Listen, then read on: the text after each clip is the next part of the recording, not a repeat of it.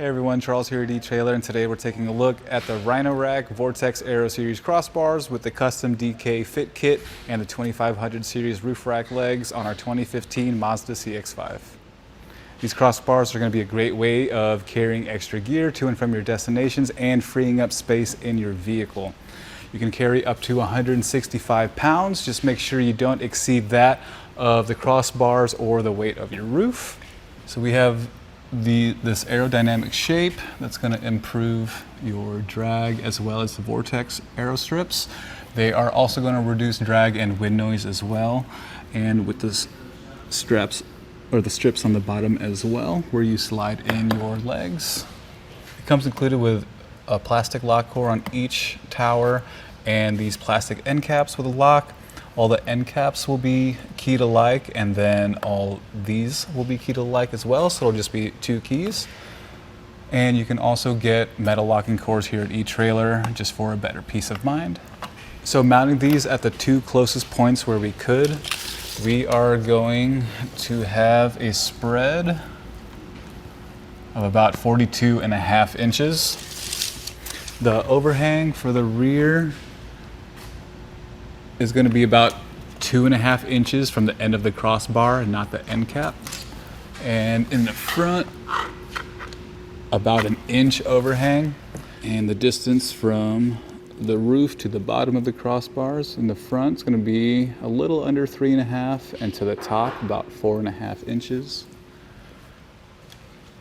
And for the rear crossbars to the bottom of the crossbar, it's about 3 inches, and then to the top about 4.25 inches. And let's go ahead and show you how to install it. Beginning the installation, I unpackaged everything and set them in their separate groups. One thing to note for the fit kit here is that they're all going to be the same number, the M473.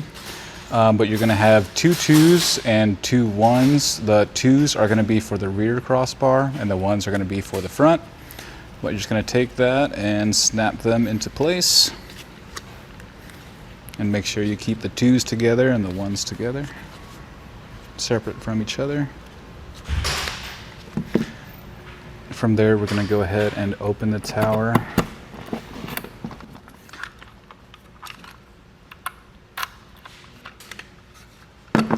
That.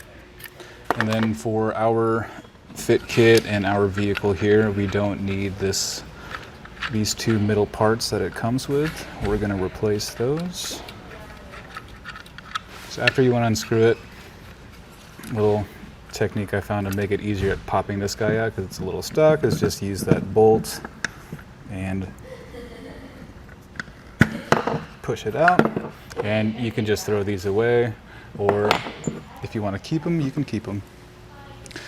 So over here, these were in separate bags, and so you just want to take one of the screws, this lock washer, and then this washer. Set that off to the side for now. And then this piece with the curve at top and facing out, we're going to place it in the back of the tower.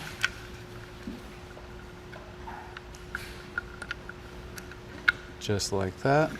I'm going to hold it with my finger so it doesn't fall out.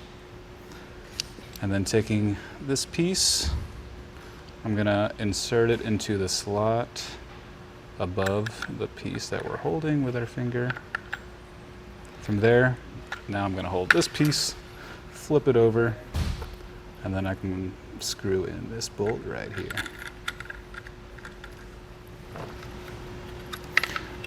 Set this off to the side and do this for all 3 towers. That's how it should look. Once all 4 towers are completed, we can go ahead and just pry our trim pieces off at both sides. What we did is we just took the whole thing off, and there are 2 placements where we can add these screws in. We chose the 2 closest points, and we're just going to screw the screws in there. And then once we had that, we placed the trim piece on top of that, gave it a little smack, and it made an indent so that we drilled right in there, placed it right over the top, and just clicked it back in place.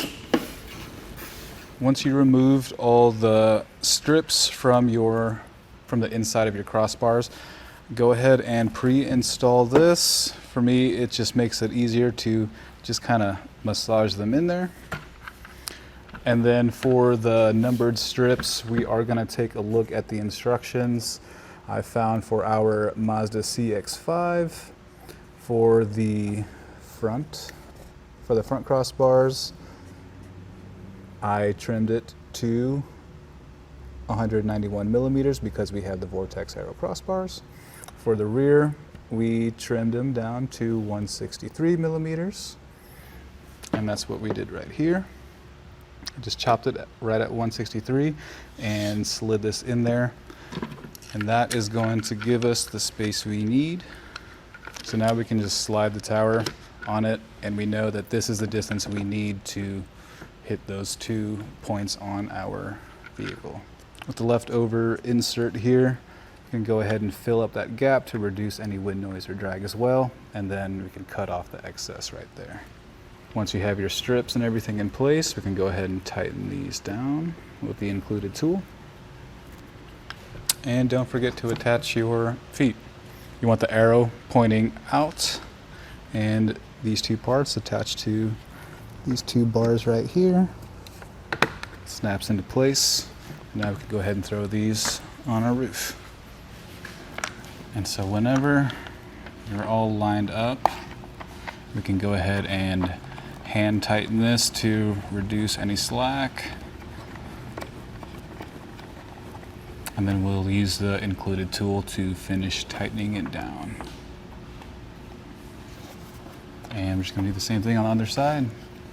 After you've tightened them down, give it the old shake test, and if the whole vehicle's moving, then you know you're secure. Once everything's secure, we can go ahead and put our caps on and lock them.